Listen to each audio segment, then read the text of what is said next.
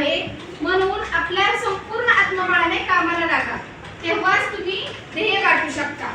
म्हणजे काय, तर सपोज आपल्याला परीक्षेत कमी मार्क पडले, एखाद्या परीक्षेत कमी मार्क्स पडले की आपण लगेच म्हणतो यार एवढा अभ्यास आपण करायचा आणि कमी मार्क्स पडतात, तर असं कोणालाही वाटू द्यायचे नाही. तर आपली एखादी संधी गेलेली आहे, आपल्याला फर्स्ट टेस्ट मध्ये कमी मार्क्स पडले, याचा अर्थ आपण ढ आहे किंवा पट्टा आहे किंवा आपल्याला काहीच येत नाही असं नाही.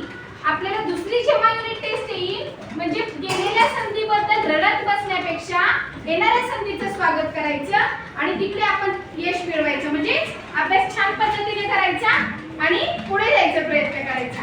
हे ते लाईफ मधून आपल्याला मिळते, म्हणजे आपल्याला त्यातनं शिकायला मिळते.